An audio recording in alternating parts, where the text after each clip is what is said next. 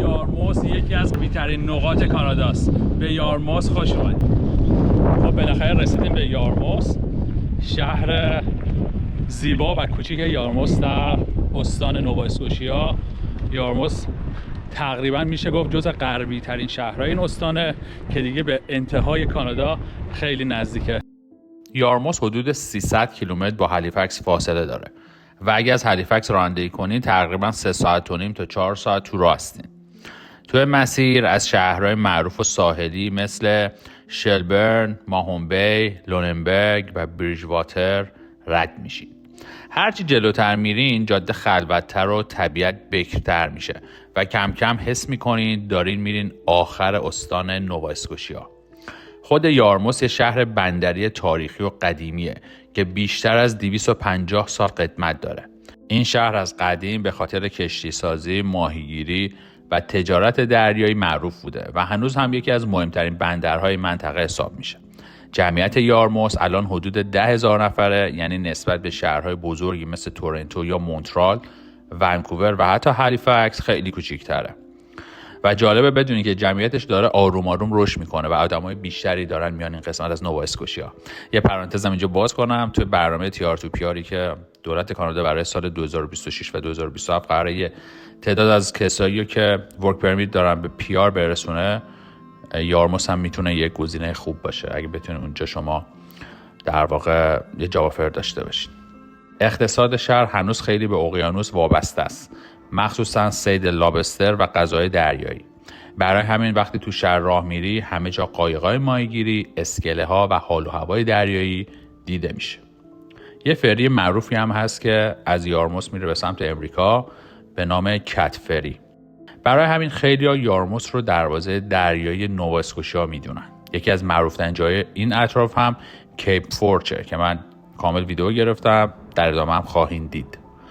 یه منطقه ساحلی خیلی زیبا با فانوس دریایی کیپ فورچ که خیلی هم معروفه و منظره فوق‌العاده‌ای داره به اقیانوس. فقط حواستون باشه کافه‌اش تا ساعت 4 بازه. متاسفانه ما حدود 4:20 رفتیم کافه و بسته بود. دیگه براتون بگم چیزی که من واقعا تو یارموس دوست داشتم آرامش شهر بود. حالا نکته اینه که امروز یک شنبه بود، لانگ ویکند هم هست و شهر خیلی خلوت بود. تو ویدیو هم بهش اشاره کردم جلوتر، ولی کلا شهر وایب آرومی داره، چیزی که من خیلی دوستش داشتم. برخلاف شهرهای بزرگ مثل خب تورنتو، مونترال، ونکوور خیلی خیلی آروم تره، اصلا قابل مقایسه واقعا نیست. خیابونا خیلی خلوت‌ترن، هوا خیلی تمیزه و حس زندگی کنار اقیانوس همه جا دیده میشه. جالب اینه که شهر یارموس این روزا داره خیلی روی پیشرفت و توسعه کار میکنه. یه پروژه بزرگ دارن، حدود 40 میلیون دلاره که شامل استخر و سالن ورزشی و فضای تفریحی و کلی امکانات جدید. اسمش هم مرینر سنتره که در آینده میتونین اونم داشته باشین و ازش استفاده کنین کسایی که تو این شهر هستن و زندگی میکنن. تو تابستون هم شهر خیلی زنده میشه. فستیوال، بازار شبانه، برنامه‌های موسیقی، نمایشگاه ماشین و کلی رویداد ساحلی برگزار میشه. اگه اهل رود تریپ، طبیعت، شهرهای ساحلی و جای آروم هستین، به نظرم یارموس یکی از بهترین شهرهای کاناداست که خیلی هنوز کامل کشفش نکردن. ادامه ویدیو رو با من همراه باشین، کلی جای خوشگلش رو میخوام بهتون نشون بدم.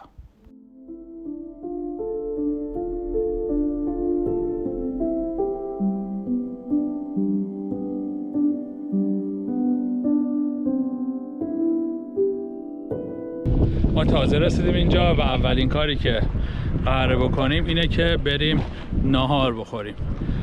من سرچ کردم، یکی از رستوران خوب شهر رو پیدا کردم به نام رودرز که بیشتر سی فود داره و یه وایب لوکال محلی هم داره. با هم دیگه بریم رستوران رو ببینیم و با من توی این ویدیو همراه باشین. میخوام یارموس رو با هم دیگه بیشتر بشناسیم.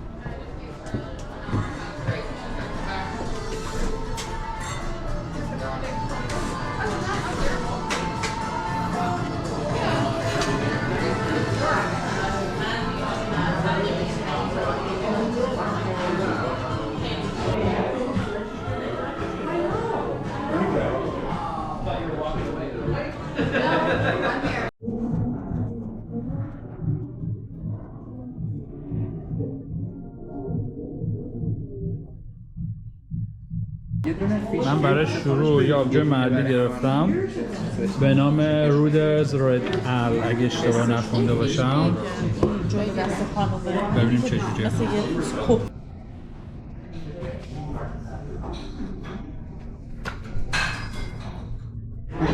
یه نکته جالب بهتون بگم، من از این خانم پرسیدم برای این آبجو، گفت این آبجو رو خودمون درست میکنیم، یعنی همینجا تولید میشه، تولید خود این رستورانه و فوق العاده است، فوق العاده. اگر اهل آبجو هستین و اومدین اینجا حتما امتحانش کنید. بچه مثلا من همش دوست دارم اگه مثلا این بردد فیش اند چیپسه که یه جورایی لوکال اینجاست. تارتار آره خیلی تعریف کردن از این. البته من خودم استیک سفارش دادم، منتظرم تا بیاره. الان داره میاد. اینه که میگم Thank you. اینم استیک ولدامه که ببینیم چجوریه دیگه. این چیه؟ این شیبت بیف حالت بیفه یا حالت استیک اسلایس شده است با سس گوشت و قارچ. اوکی. مرسی.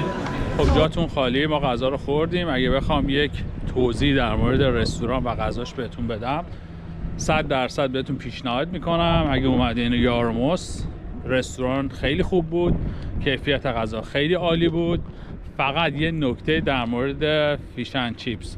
فیش اند چیپسی که اینجا ما گرفتیم بردد فیش اند چیپس بود و اگه شما خیلی حساسی نسبت به اون بوی ماهی شاید یه خورده دوستش نداشته باشین. و یه دلیل دیگهش اینه که ماهیش فوق العاده تازه است و یه خورده اون حالت پفکی فیش اند چیپس که معمولا اونطوری همیشه خوردین و شاید نداشته باشه. و میگم خیلی بستگی داره حالا به شما که دوستش داشته باشین یا نه، ولی بچه‌ها که گرفته بودن دوست داشتن. یه خورده قیمت یارموس و آتلانتیک رو بهتون نشون بدم. البته که هالیفکس واقعا ارزون نیست، ولی بذاریم اینا رو یکم با هم نگاه کنیم. مثلا این 319,000 تا قیمتشه و حالا مشخصاتش هم میبینین توی یارموس هستش دیگه. براتون بگم این 199,000 تاست. با جایی مثل ونکوور خب اصلا قابل مقایسه نیست. این 279,000 تاست، این 219 تاست، این 30,000 تاست. البته باید ببینیم که چیه دقیقا که 30,000 تاست، باید بخونیم دیگه. مثلا این زمینه، فقط این زمین مثلا 29 تاست.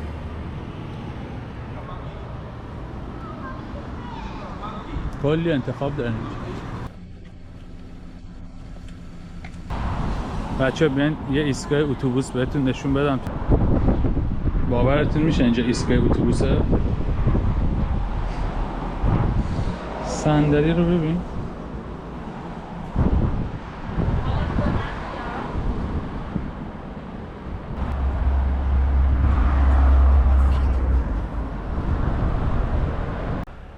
خب شاید براتون جالب باشه که بدونین بنزین هر لیتر اینجا $2 شده و جالبه تقریبا ما 50 کیلومتر قبل که بنزین رو دیدیم 1.97 بود که توی هالیفکس 1.96 بود و هرچی داریم دورتر میشیم از هالیفکس بنزین داره میره بالاتر و اینجا بنزین رگولار بالای $2.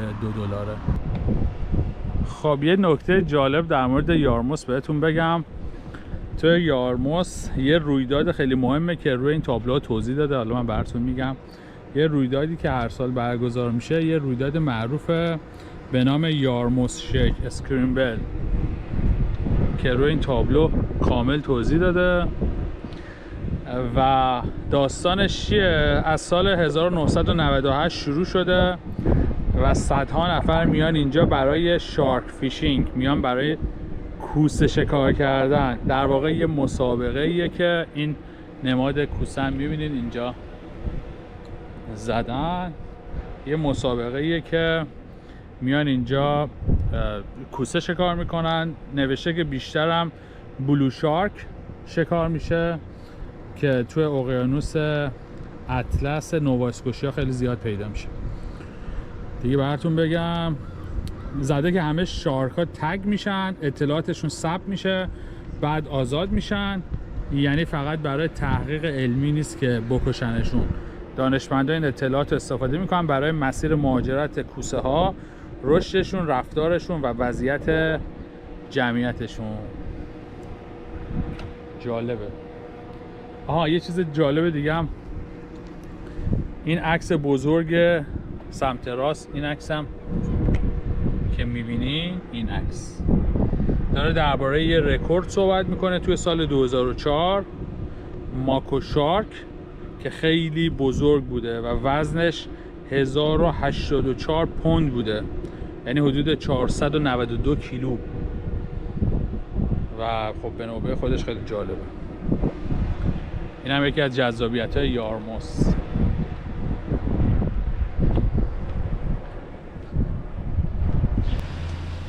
اینجا یک آنتیک فروشیه توی یارموس. بریم با هم دیگه نگاهی بندازیم به چیزایی که داره. باحاله.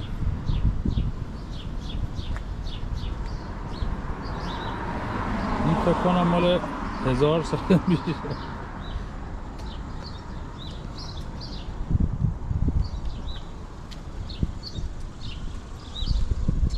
فانوس.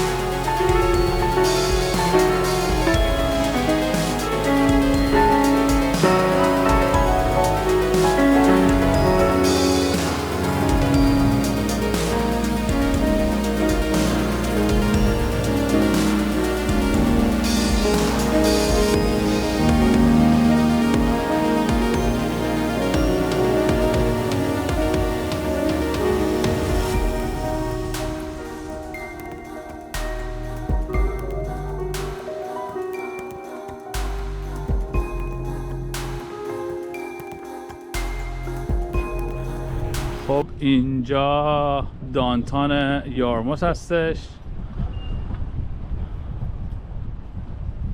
کلا تو استان‌های آتلانتیک که 4 تا استان هستن، غیر از پایتخت استان‌ها که نسبتاً شهرهای بزرگی هن، بقیه شهرها خب خیلی کوچیک‌ترن، خیلی لوکال‌ترن، خیلی آدمای کانادایی بیشتر می‌بینی. یعنی یه جورایی میتونم بگم بالای 90% کسایی که می‌بینی کانادایی هستن. و شهرها همیشه همینطوری آروم، خلوت، مرتب، تمیز، رنگی. توی استان‌های آتلانتیک شما این خونه‌ها و ساختمان‌های رنگی رو خیلی می‌بینید. هی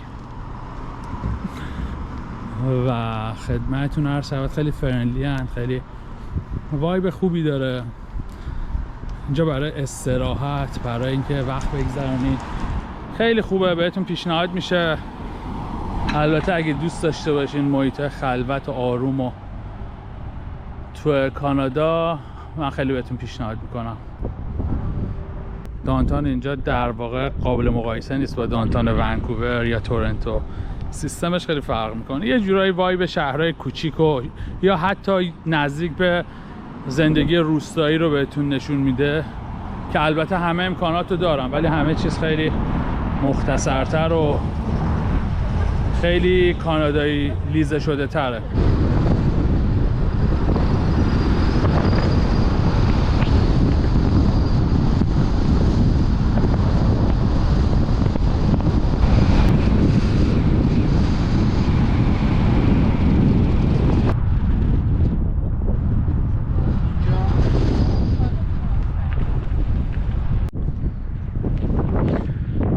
خب اینجا کیپ فورج لایت هاوس در غربی ترین قسمت یارموس.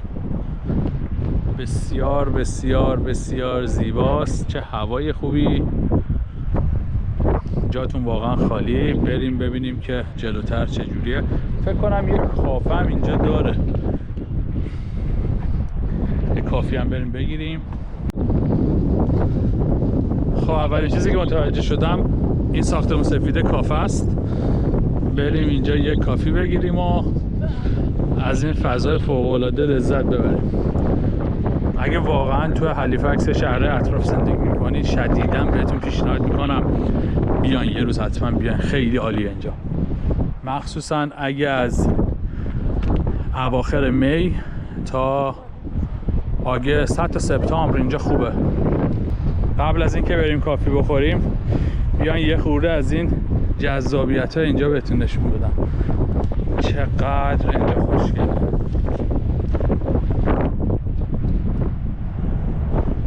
و اون ویو فوق‌العاده اقیانوس اطلس.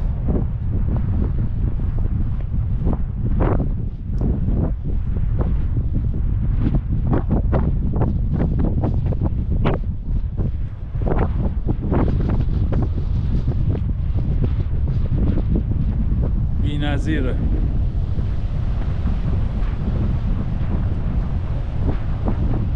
واقعا بی‌نظیره.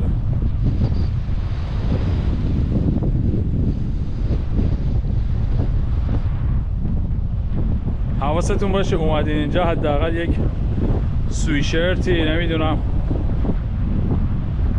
یه لباس نسبتا گرم همراهتون باشه، چون خیلی باده شدیدی میاد.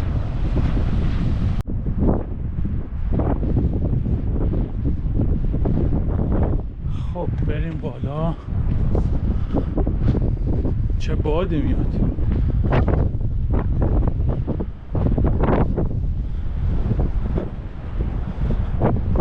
اصل ویو رو شما از اینجا باید ببینید. هی هی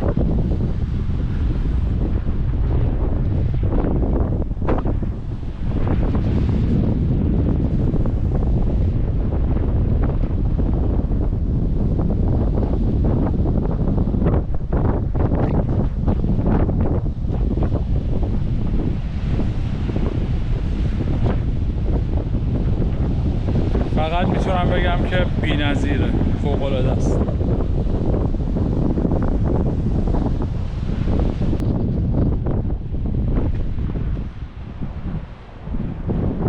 خب متاسفانه کافه تا ساعت 4 بازه و الان ساعت 4 رو تقریبا 20 دقیقه است و هیچی دیگه. بس بریم.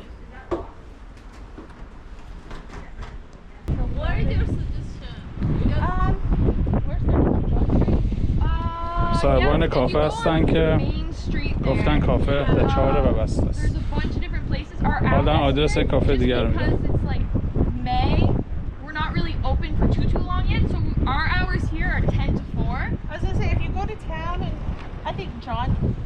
دیگه بریم توی شهر چون اینجا از شهر چند دقیقه فاصله داره.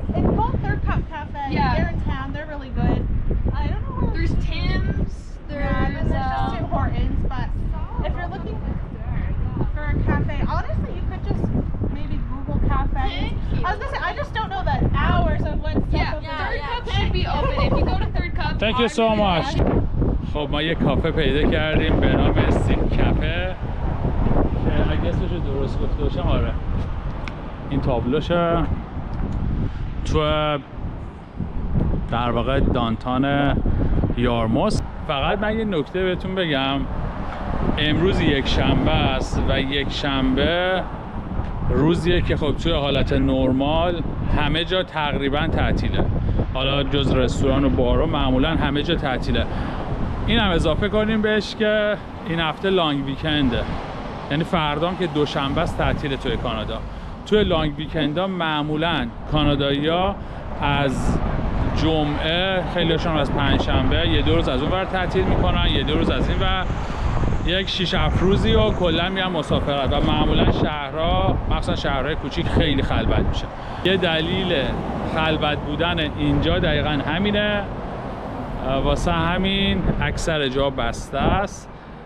کافایی هم که مثلا من سرچ کردم کلیش بسته بود و یه دوتا باز بود که حالا خدا رو شکر یکی باز بود. میخوام اینو بهتون بگم که دلیل اینکه یک خورده شهر خلوته اینه که امروز یک شنبه است و لانگ ویکند هم داره.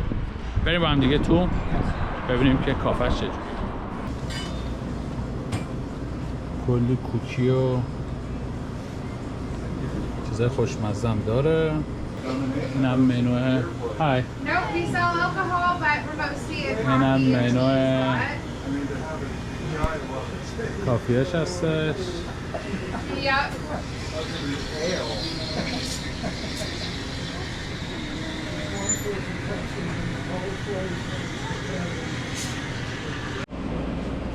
یه چیزی که خیلی جالب بود برام، اینا همشون چایی هن.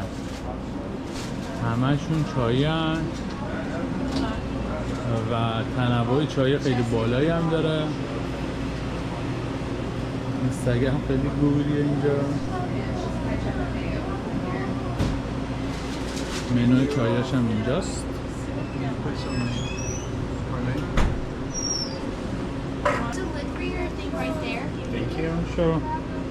قهوهش واقعا عالی بود و بهتون پیشنهاد میدم اگه اومده اینجا بیان این کافه. اینجا مبیلیت بیچه، یکی از ساحل‌های خیلی خاص تو نووا اسکوشیا که نزدیک یارموس هستش به سمت هالیفکس. ما تو مسیر برگشتیم الان. اگه از این سمت خواستین برگردین هالیفکس بهتون پیشنهاد میکنم حتما بیان اینجا. اینجا هم کلی آروی میبینین که اومدن اینجا شب و بمونن. این آروی هم دنیایی داره. یه روزی با این آروی ها میام تو این جاده براتون فیلم میگیرم.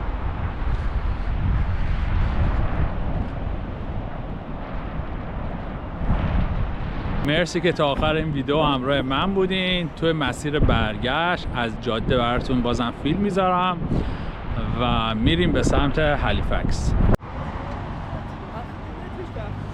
بچه ها ما خیلی تصادفی اومدیم کینگستون، ولی وایب این شهر رو خیلی دوست دارم، خیلی باحاله.